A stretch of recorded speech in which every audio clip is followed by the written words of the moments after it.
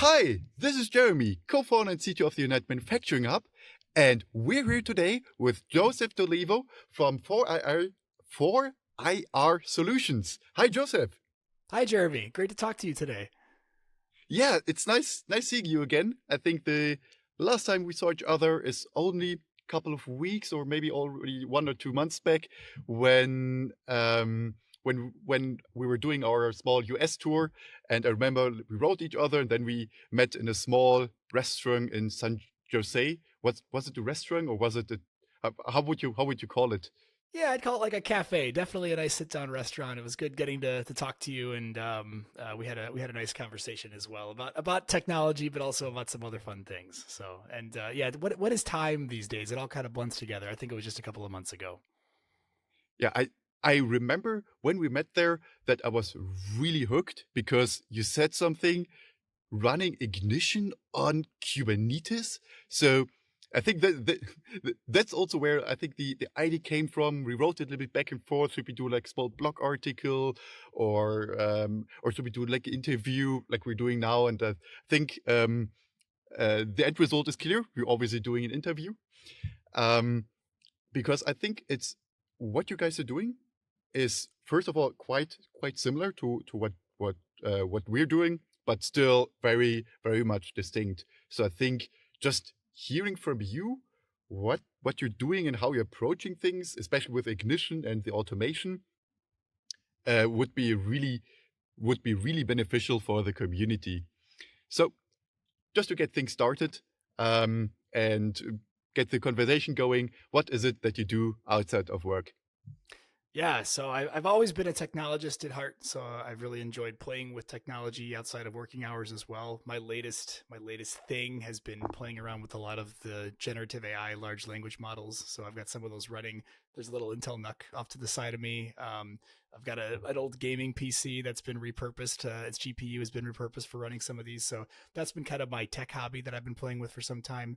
But my non-tech hobby has been raising children. So we're going to talk, I think, a little bit about Kubernetes. Kubernetes is hard. You know what's harder than Kubernetes? Raising children in today's society. But it's a blast. It's a lot of fun, and so I'm trying to do a lot more analog things with them as well. So keep them away from the screens as much as possible. I do enough of that. We do enough of that during our day jobs. So really enjoying. I live in the Bay Area, so we've got access to nature and hiking and mountains and camping and all that kind of stuff. So enjoy doing a lot of outdoorsy stuff with them, and then just watching them learn. And I can't wait till their fingers are a little bit more dexterous to be able to like play with Legos and do some of that building. So we're still on the mega blocks, which they're just not the same.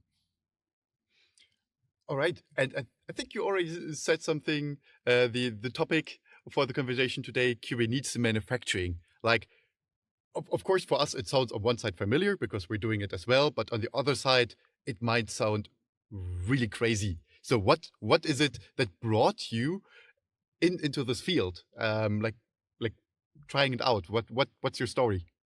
Yeah, it is crazy. And what I've been telling folks, especially our customers, is if you have to ask if you need Kubernetes, you probably don't need Kubernetes. So it's solving a certain class of problems at scale that you don't necessarily need to start off with. And to be frank, we didn't start out that way either. What got me into this was, again, some of my technology experimenting was playing around with Docker and containers. And I was running them on a laptop.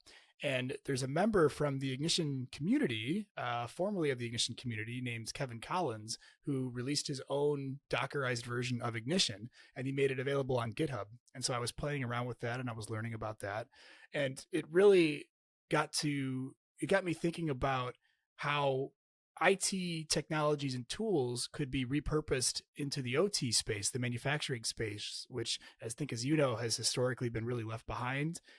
It's been 20, 30, 40 years, in the past. A lot of the legacy hardware platforms, a lot of the software platforms have been kind of from that vintage. And it's really made it difficult for folks in that industry to be incredibly productive. And it's also been a barrier to entry for, let's say, folks coming out of school who maybe get a degree in automation or software, and they're used to these being able to use Git, for example. And then they come into the working world and folks are going, what's Git? So I really thought I could help close the gap, if you will. And So long story short, really, spun out this startup around bringing these IT technologies to the OT space, and going from Kubernetes from containers initially to Kubernetes, when we all of a sudden had to do this at scale and we had to do it across multiple clouds. And despite how complex Kubernetes is, it's actually the simplest way for trying to have a common layer between different operating environments like AWS, like Azure, and as you're doing as well on prem. Yeah, fully agree on that one. Like for us, the decision to go to Kubernetes was okay. First of all, it was like playing around. What's everyone talking about it? But then it was also about we started with Docker, and you get you.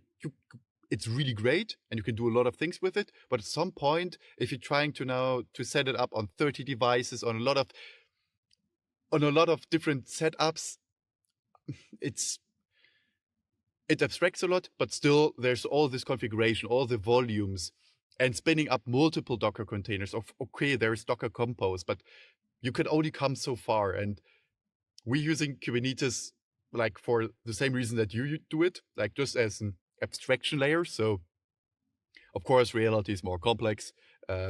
What's running on EKS might not be running on Azure, just because Kubernetes is not equal to Kubernetes, but still it's a great way to just put like abstraction layer on top. And then also, and this is our main reason, it's about the configuration options. You have the option to have a whole stack with databases, with everything around, and just do like a click and start it up. And combined with the fact one that it's kind of agnostic, it's really great. But maybe going some steps back, what is it that what did you do before founding for IR Solutions? Yeah, so when I came out of university, I had a degree in electrical engineering and a passion for software engineering, and I found myself working for a great system integrator in the manufacturing space called Grantech, and that's really where I kind of zigzagged my career, doing everything from programming PLCs, sitting on a bucket at 3 in the morning, doing line startups. And then the sooner they could push me out of the PLC land into kind of the SCADA MES ERP integration world, that's where I spent the bulk of my career. And then I was kind of known as the SAP guy because I did a bunch of SAP integrations, and that got me into understanding the landscape of ETL tools, of REST-based interfaces, and so more into the traditional IT space. And then along comes Docker, and along comes the work that Inductive Automation was doing with Ignition. I had been working with Ignition as a SCADA platform primarily, but of course, it really is kind of an OT development environment. You can build all sorts of applications in there around IoT, around UNS. And so basically communicated with my past CEO and current founder and investor to say I'd love to really do something new and novel and kind of go beyond the traditional system integrator route to actually offer this as part of a community to be able to serve other system integrators and other vendors as well. And it all started kind of around Ignition. And so now we're basically providing what we call our kind of mainline product is Factory Stack and its sister product Pharma Stack, where we want to be the stack of applications that you use to run your factory. And it's centered around Ignition and similar tools that are these really nice configurable customizable development environments that allow you to aggregate data and also do control across all your manufacturing systems.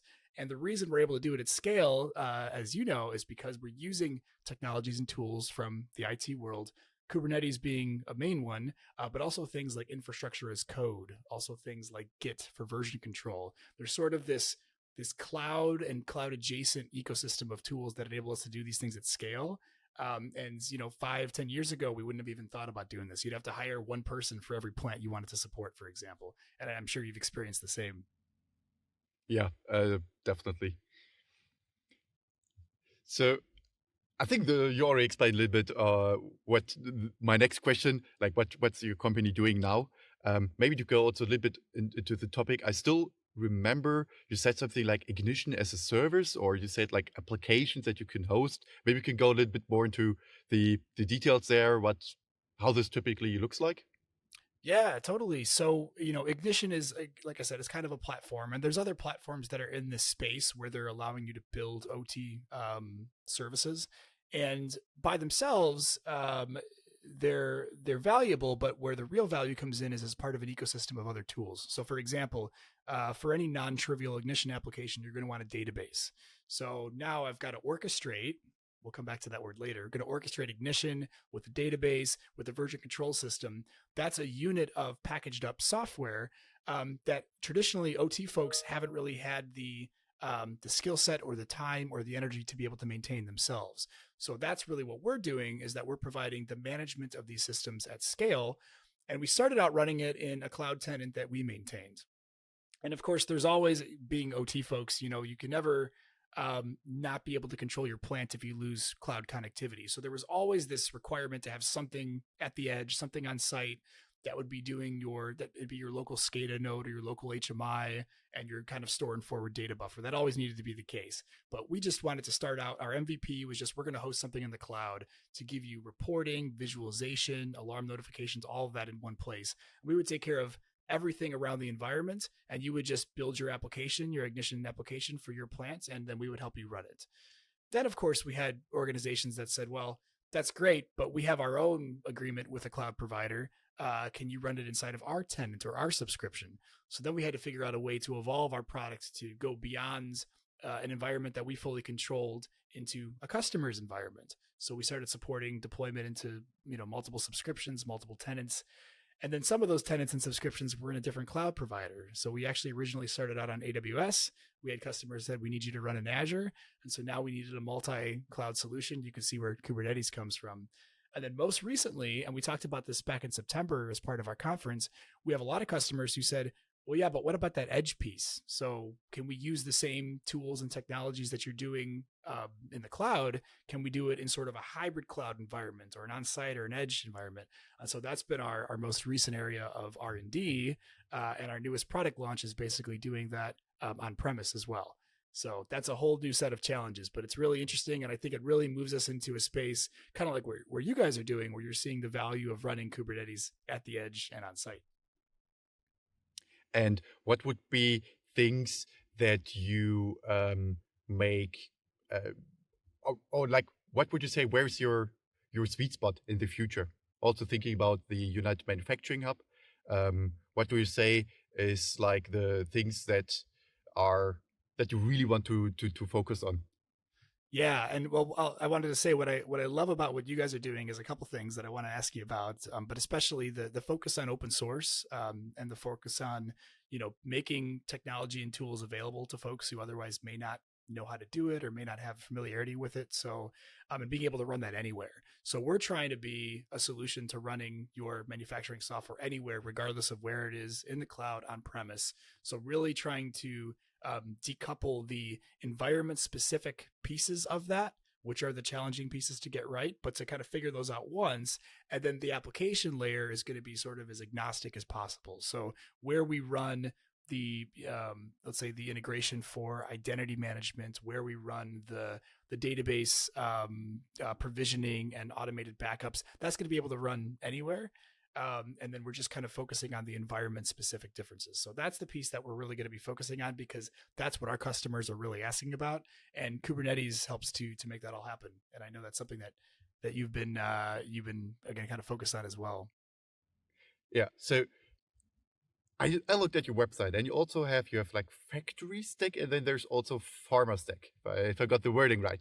And you wrote that you're using it all in a qualified or validated environment, FDA approval, or how we called it, 21 CFR Part 11. How does it work? Because I think there are a lot of companies in the unified namespace field and pharmaceuticals that they want to use it, and they also see like a lot of benefits, but still it's like a little bit hesitant. Wow, about validation, because as you know, the software costs are much more smaller than the validation costs of everything. So how do you approach it? Yeah, it's very true, and it's been a very, I'll say, a tough nut to crack, if you will, in terms of the industry. It's been very siloed in a lot of ways, and so a lot of the vendor companies that you see, for example, they focus their entire business on pharmaceuticals and life sciences because it is so highly regulated. And a big part of the cost of doing those projects is the software licensing, like you mentioned, but it's also the documentation.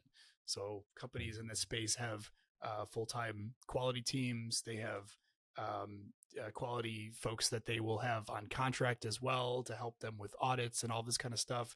And so the opportunity that we saw was, again, you look at how slow moving that industry has historically been because it's been tied down by some regulations, by some limitations in tooling. And so the first product we envisioned was actually PharmaStack. In developing that, when we really realized everything that was involved in doing that, we brought on a quality partner called Brevitas to help us with preparing some of the documentation to do that. We realized that the stuff that we're doing, the version control, the change control processes, how we're sort of decoupling the application configuration from the environment, all that stuff is not just useful to life sciences companies, it's useful to everybody. So we said, well, we can release earlier to market with this factory stack product, even though our original focus and intent and the reason we exist was really kind of around the life sciences industry and pharmaceuticals with PharmaStack. So that's kind of how we sort of expanded out. But to your point, there are a lot of challenges with doing that well. And for folks that maybe don't know the industry as well, the one thing that life sciences really tries to enforce, which I actually think is a good thing, is that you're doing what you're saying that you're doing, and you're able to provide evidence for that. And that comes back in the form of regulations around data integrity. That's another keyword that we hear a lot about. So how can you verify to me, what evidence can you present to show that the data that you collected at the sensor that has all these regulatory requirements, like having to stay within certain tolerances, has to be sampled at very specific frequencies. How can you verify to me that that data has not been tampered with?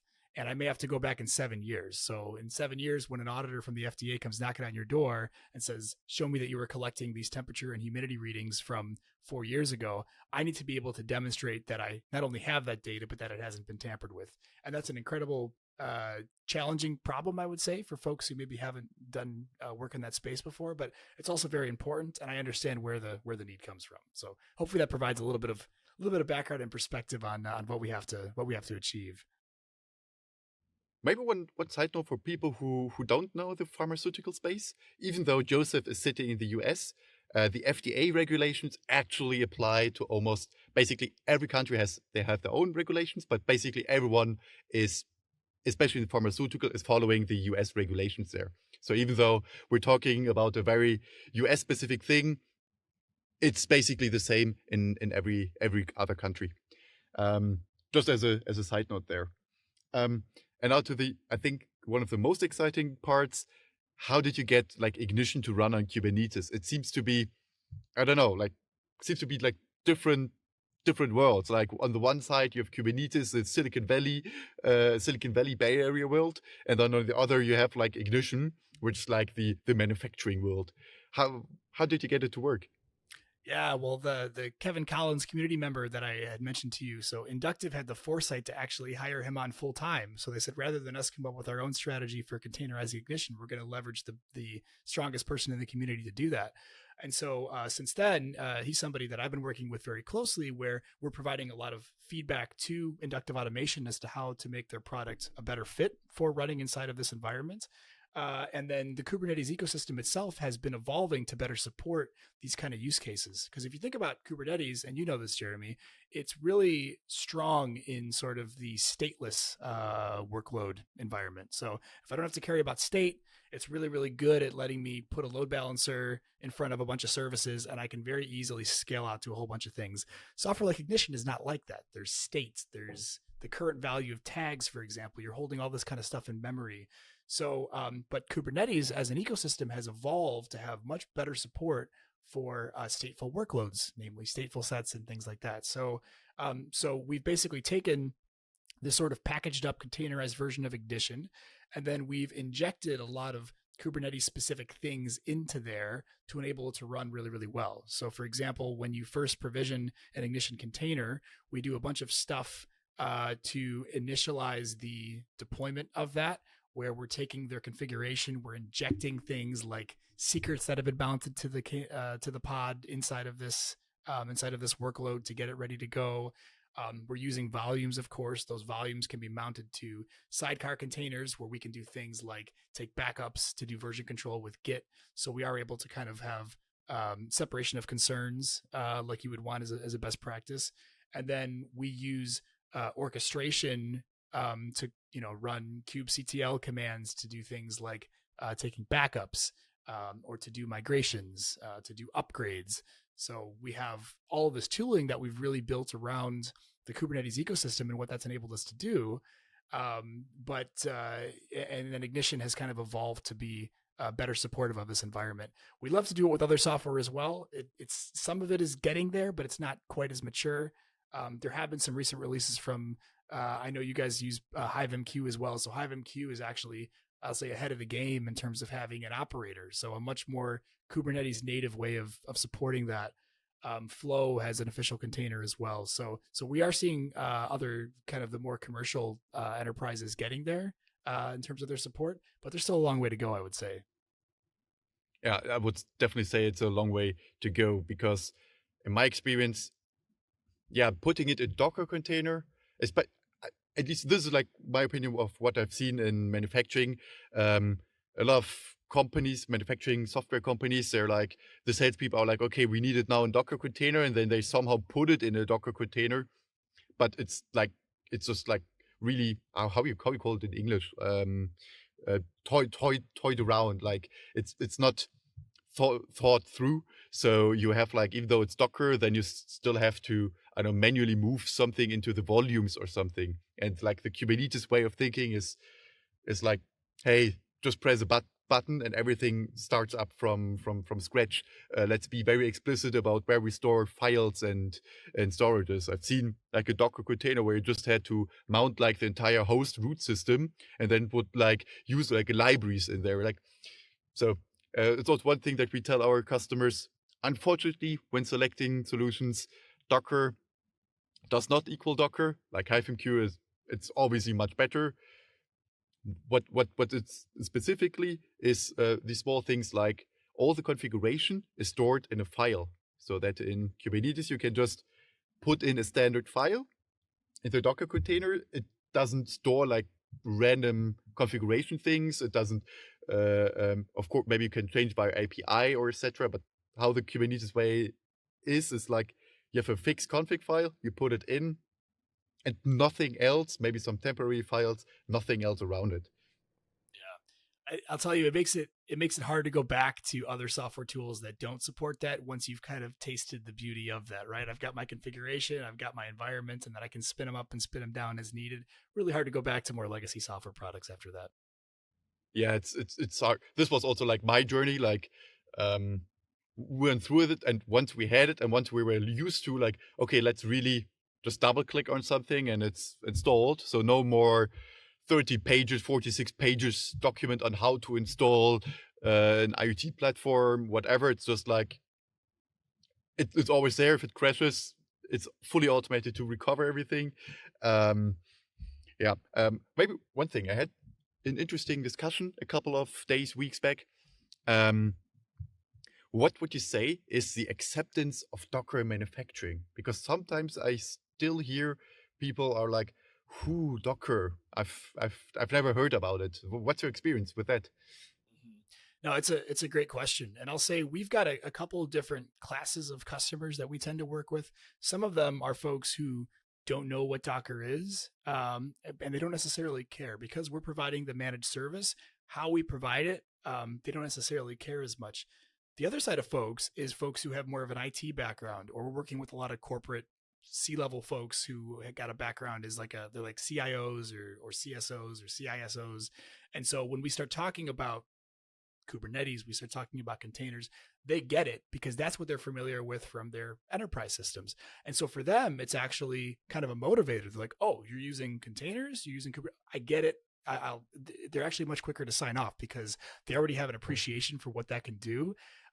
We've been maybe fortunate in that, again, because we're managing on behalf of our customers, they don't necessarily care. They just care about the value that it's going to create for them and the benefits that they see. And the fact that, as an example, when we have to do upgrades, because those are, of course, a necessity for security reasons and everything else, the fact that we're able to have very short maintenance windows because we're using this tooling, they see and benefit from the effects of that. They don't necessarily care how it's done as long as it's done. So it's more of a tool for us. We could do the same thing by spinning up VMs, and we could download the Ignition installer, and we could click through the GUI and do all of that, but we wouldn't be able to do what we're doing at scale if we took that approach. It's exactly like how we landed up at it. Like at the beginning, we start also like for us it was first just installing, then also like doing like updates, and that was just the point. Like, hey, you can have a person. If you need to update like 30 devices, yeah, you can do this clicking through it. But if you like start hiring a person for that, this person will do like random mistakes. In the best case, the software will fail immediately. In the worst case, the person clicked a button, disabled the cache or whatever, and then the system only fails like a year later. Like 30 installations, 23 of them are working immediately, but in the long run, only 50 of them are working because someone just forgot to do something. Are there any questions from your side? For me, I'm like roasting you all the time.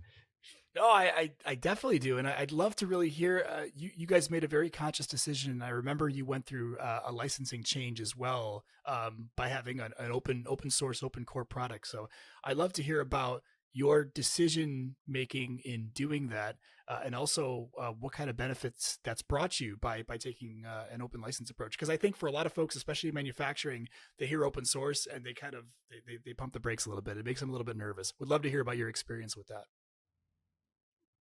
Yeah, so the maybe two things. There's like first why we use open source, and then the shift from AGPL to Apache. Why open source? It was just like, what's my backstory? I was always an IT nerd, but then studied mechanical engineering.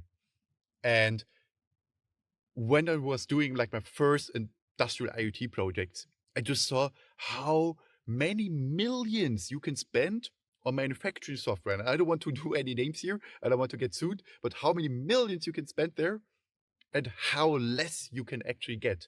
And because people are in this bubble, it's hard to think outside of the to think outside.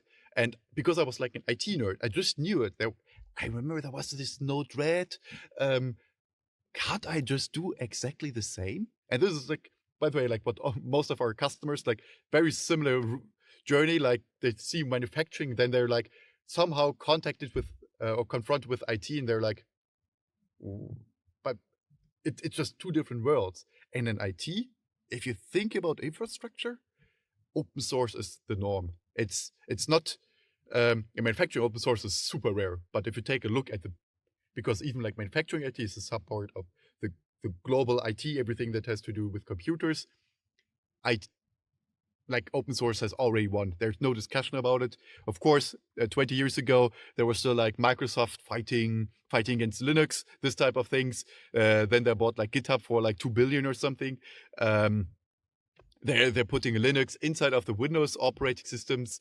Like I can give more and more examples.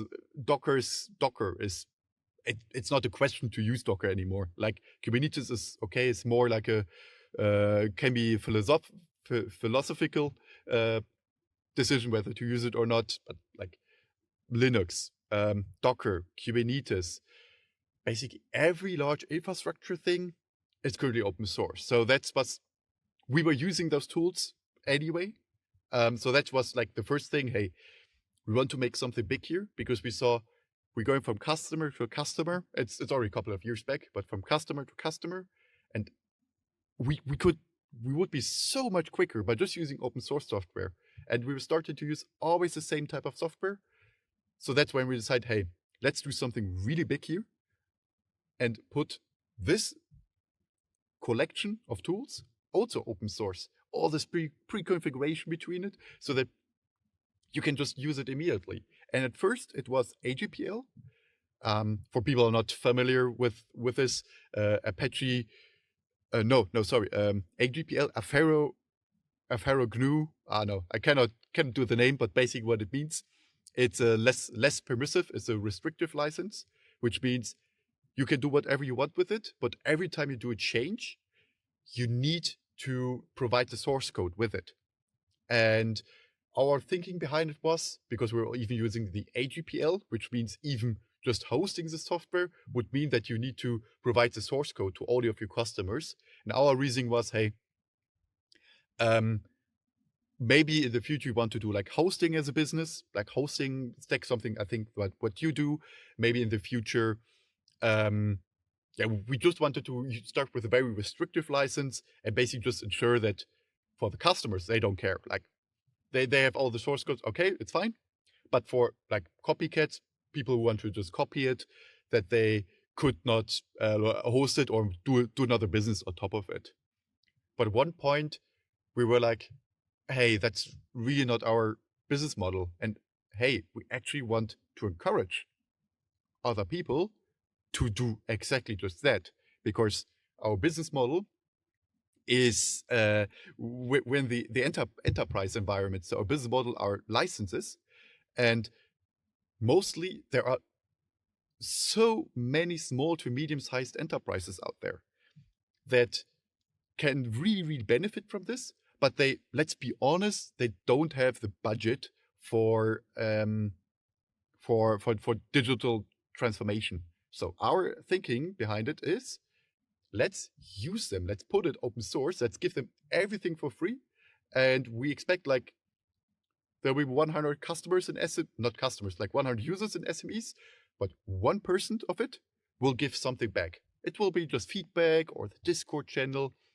And if you start adding it up, we will start to create community, and we can start to build actually very good product, because we're getting all of this feedback for free, so that we can actually build a very good enterprise product. Because I think this is problematic right there, right now. A lot of salespeople selling you everything, but then you realize you're like the first customer. And what we can do is, it's already battle proven at a lot of different users. And that was the reason why we decided, hey, let's go from the AGPL to the Apache license. Basically say, whoever you are, take it and start selling it. If you're a small system integrator, go ahead. If you are for IR solutions, you could theoretically just take the United Manufacturing Hub and integrate it in your product offering and offer it to your customers. Like that would be totally fine for us. What we're doing right now is, because the next question is going to be, hey, how do you make money? And our thinking behind it is, there is give me a second. I think I just lost track. I'm the editors who is going to cut this video can just cut this part out. So we're going to add some commercial add-ons on top of it. So the core is open source, which is also, by the way, really important for the customer, because they don't want to have this lock-in effect. So they can ensure it doesn't matter what happens with us, the data infrastructure, what the place where they build their entire company in the next 10, 20, 30 years on.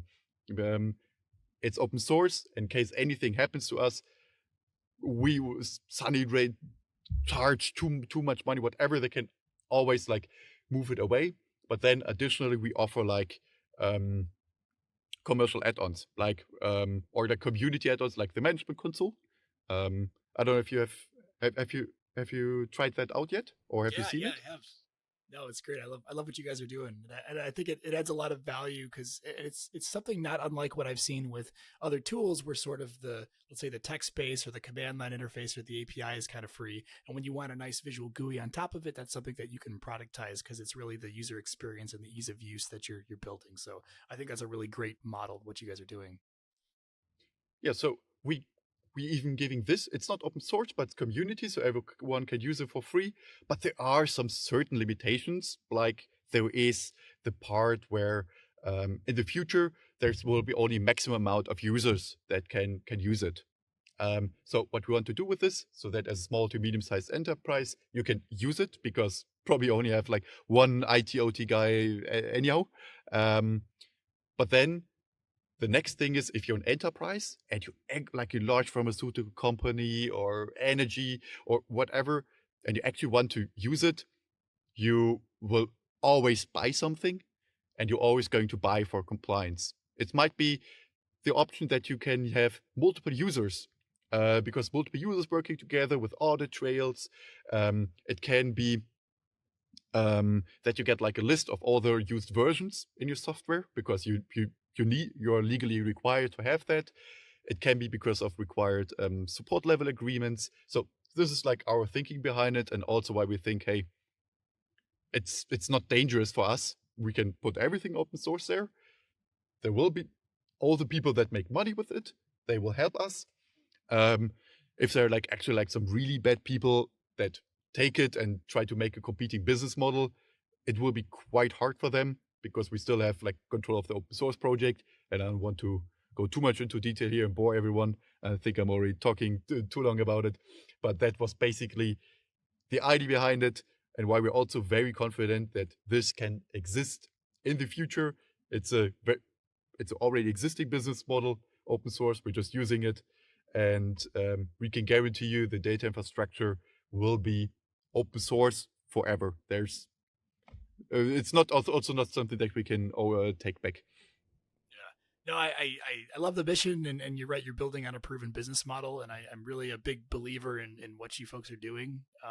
And Ignition aside, it's nice to see that we've sort of converged on similar open source technologies. So between Grafana and HiveMQ and Timescale, there's a lot of really great best in breed technologies, which also have an open source or some level of an open model that encourages the community building part that you guys are doing. I think that's great. If Jeremy, if we've got time, I did have one more question for you. If we have time, I'd love to ask you to kind of look in your crystal ball, if you will, and if you look ahead to where manufacturing is going, I'd love to get your predictions on where you think the industry is going to be going. Let's say within the next 5 years, and where you see UMH being as a part of that. Yeah, so of course, like a crystal ball going, it's always hard. But what are like some current trends that I currently see? First, I really see this unified namespace thing. It has a name. We were doing it before. It had a name, but now it has a name. And the main reason is we're now 10, 15 years into the Industry 4.0 thing, and nothing has changed. And the industry is very slow, but they are getting to the point, hey, we need to do something different. Like, we cannot go to the next system integrator, pay 500 million, and expect a result. So people are picking up the unified namespace because they're absurdly frustrated with what's going on there, like me, and probably you as well. So I think this will continue to grow. There will be still like this, let's call it the world of OPCUA.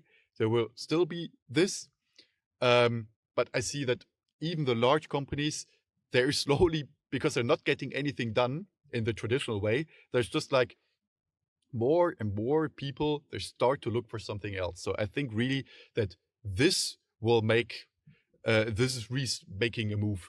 And will it take 2, 3, or 4 years? Okay, it's hard to measure, but this traction will get stronger because it happened in every other industry as well. Manufacturing is like one of the last industries to be revolutionized by IT best practices, and it will happen there as well. So over the time, there will become a point where the people in OT, or like traditional vendors, they're like realizing, oh, they will be like, oh, and then probably will be too late. We can already see like some vendors already trying to keep up with all the modern stuff. But I think too many traditional vendors made it too comfortable in their sector. Looking at historians, for example, just continue to milk the cow. So I think that in the next couple of years, there will be some kind of boom where people will realize, why do I need to pay millions when I get everything literally for free, and 10 times better features?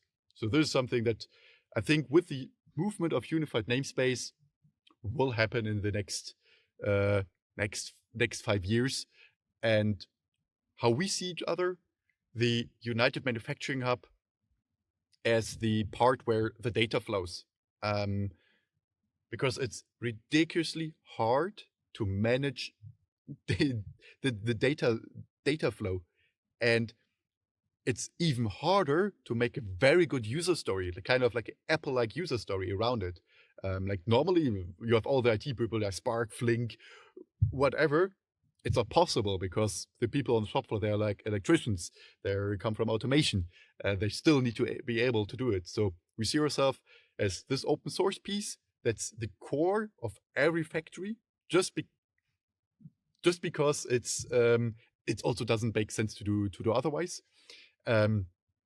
Core of every factory, and then we're going to, like I said, I already explained the business model, but then there will be a lot of it's our vision, a lot of companies around it, such as yourself, that focus on different layers, maybe more on the automation, maybe more on the application layer,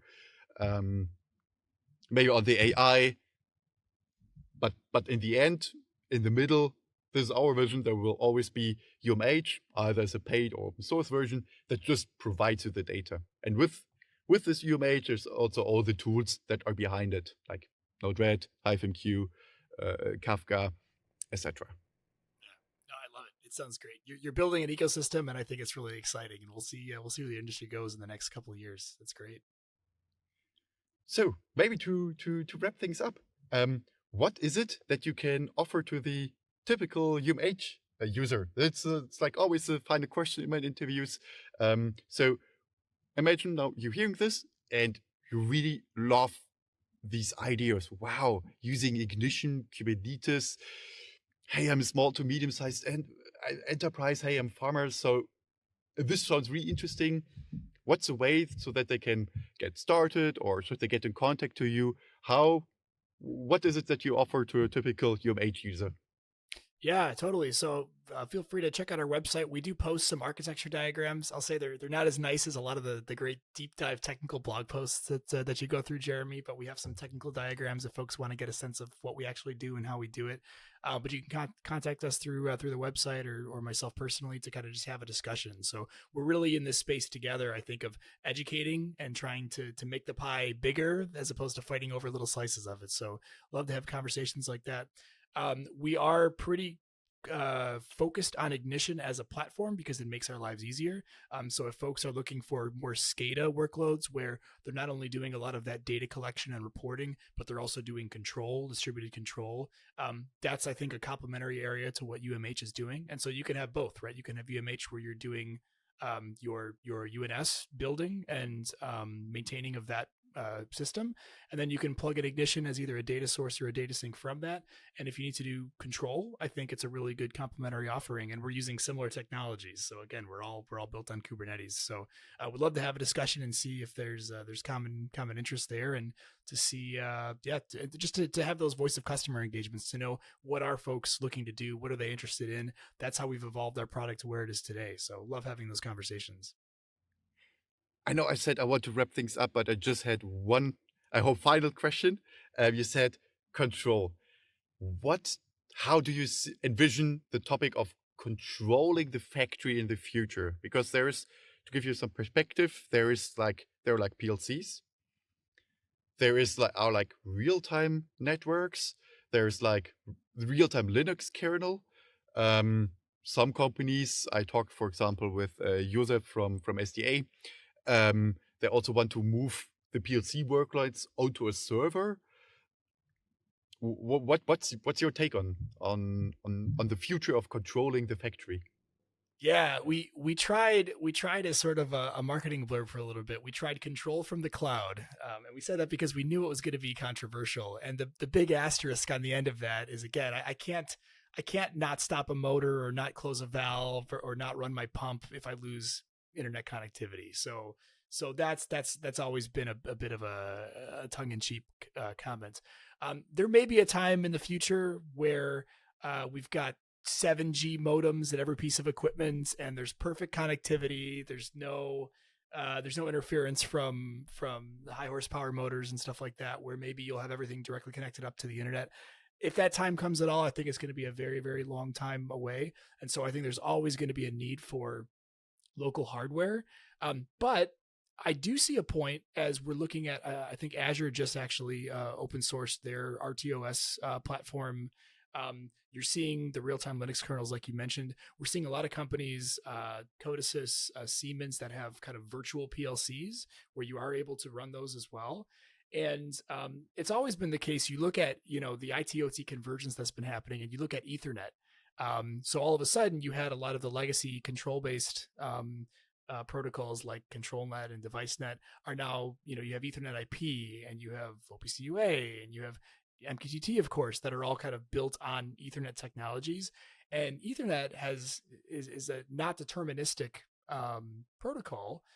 However, if you work within certain constraints, you can have pretty close to guarantees on what your latency is going to be. So it enables you to do things like I remember when SIP safety and SIP motion were coming out a little bit ago. So you can do more real time things on traditional IT networks. So I do foresee a future, maybe not too far off, where we're going to actually be able to virtualize a lot of the control. We'll be able to run it on hardware that is this might be the same hardware where you're running your SCADA systems, your HMI systems, and your other manufacturing systems. So I do see that coming in terms of having nothing on site at all, where the machines are connecting directly up to the cloud. That seems a little bit far fetched to me. All right. Yeah. Thank you for your take on this, and thank you for taking the time to talk with me. And yeah, to our viewers and listeners, as Joseph said, if you can contact him, you can find more information on by just googling for IR solutions, or looking to link. If you're watching this in a LinkedIn post, you can just click on LinkedIn, and then you're automatically redirected. All right, see you next time.